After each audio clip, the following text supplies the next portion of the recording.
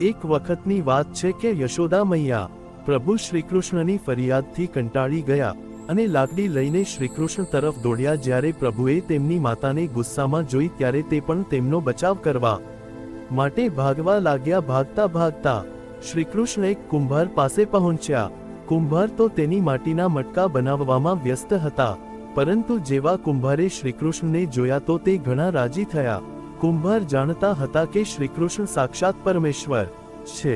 ત્યારે પ્રભુએ કુંભારને કહ્યું કે કુંભારજી, આજે મારી મૈયા મારા ઉપર ઘણી ગુસ્સે છે। મૈયા લાકડી લઈને મારી પાછળ આવી વેન રહી છે, તો તમે મને ક્યાંક છુપાવી લો।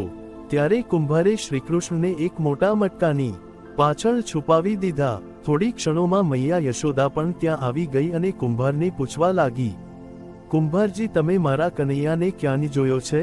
કુંભારે કહી દીધું, નહીં મૈયા, મેં કનૈયાને નથી જોયો। શ્રીક એ બધી વાતો મોટા એવા મટકાની નીચે છુપાઈને સાંભળી રહ્યા હતા।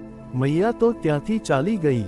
હવે પ્રભુ શ્રીકૃષ્ણ કુંભારને કહે છે, કુંભારજી, જો મૈયા જતી રહી હોય તો મને આ મટકામાંથી બહાર કાઢો। કુંભાર બોલ્યા, એવી રીતે નહીં પ્રભુજી, પહેલા મને 84 લાખ યોનિના બંધનમાંથી મુક્ત કરવાનું વચન આપો। ભગવાન હસ્યા અને કહ્યું, ઠીક છે, હું તમને 84 લાખ યોનિઓમાંથી મુક્ત કરવાનું વચન આપું છું। હવે તો મને બહાર કાઢી દો। કુંભાર કહેવા લાગ્યા, મને એકલાને નહીં પ્રભુજી, મારા કુટુંબવાળા તમામ લોકોને પણ 84 જ્ઞાન લાખ યોનિઓના બંધનમાંથી મુક્ત કરવાનું વચન આપો, તો હું તમને આ મટકામાંથી બહાર કાઢું। પ્રભુજી કહે, ચાલો ઠીક છે, તેમને પણ 84 લાખ યોનિઓના બંધનમાંથી મુક્ત થવાનું વચન આપું છું। હવે તો મને મટકામાંથી બહાર કાઢી દો। હવે કુંભાર કહે છે, બસ પ્રભુજી, એક વિનંતી બીજી છે, તે પણ પૂરી કરવાનું વચન આપી દો, તો હું તમને મટકામાંથી બહાર કાઢીશ। ભગવાન જ્ઞાન બોલ્યા કે તારી બીજી ઈચ્છા પણ જણાવી દે। કુંભાર કહેવા લાગ્યા, પ્રભુજી, જે ઘડા નીચે તમે છુપાયા છો તેની માટી મારા બળદ ઉપર લાદીને લાવવામાં આવી છે। મારા આ બળદને પણ 84 લાખ યોનિના બંધનમાંથી મુક્ત કરવાનું વચન આપો। ભગવાને કુંભારના પ્રેમ ઉપર પ્રસન્ન થઈને તે બળદને પણ 84 લાખ યોનિના બંધમાંથી પ્રત શવાનવરાત આપ્યું, બંધનમાંથી મુક્ત થવાનું વચન આપ્યું। પ્રભુ બોલ્યા, હવે તો તમારી તમામ ઈચ્છા પૂરી થઈ ગઈ, હવે તો મને મટકામાંથી બહાર કાઢો। ત્યારે કુંભાર કહે છે, હમણાં નહીં ભગવાન, બસ એક અંતિમ ઈચ્છા બીજી છે, તે પણ પૂરી કરી દો। મારી બીજી ઈચ્છા એ છે કે જે પણ પ્રાણી આપણા બંને વચ્ચેના આ સંવાદને સાંભળશે તેને પણ તમે 84 લાખ યોનિઓના બંધનમાંથી મુક્ત કરશો।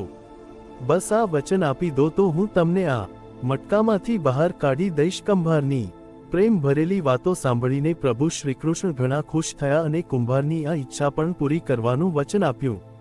પછી કુંભારે બાળકૃષ્ણને મટકામાંથી બહાર કાઢી દીધા, તેમના ચરણોમાં સાષ્ટાંગ પ્રણામ કર્યા, પ્રભુજીના ચરક ધોયા અને ચરણામૃત લીધું। પોતાની આખી ઝૂંપડીમાં ચરણામૃતનો છંટકાવ કર્યો અને પ્રભુજીને ગળે લગાવીને રડ્યા અને પ્રભુમાં વિલીન થઈ ગયા। જરા વિચારો, જે બાળ શ્રીકૃષ્ણ 7 ક્રોસ લાંબા પહોળા ગોવર્ધન પર્વતને તેમની ટચલી આંગળી ઉપર ઉઠાવી શકે, તો શું તે એક ઘડો નથી ઉઠાવી શકતા? ભગવાન તો ભક્તોના ભાવના ભૂખ્યા છે। શુદ્ધ ભાવ અને અંતર્મનથી કરેલી ભક્તિ ભગવાન જરૂરથી સ્વીકારે છે। ભગવાન અને તેના ભક્તોમાં જ્યાં સુધી પ્રેમ નહીં હોય ત્યાં સુધી ભગવાનની પ્રાપ્તિ થઈ શકશે નહીં।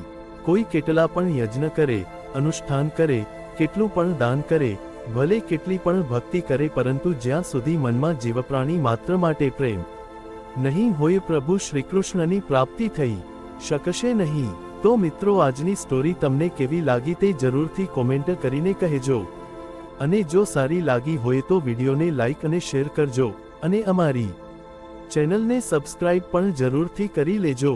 જય શ્રી કૃષ્ણ।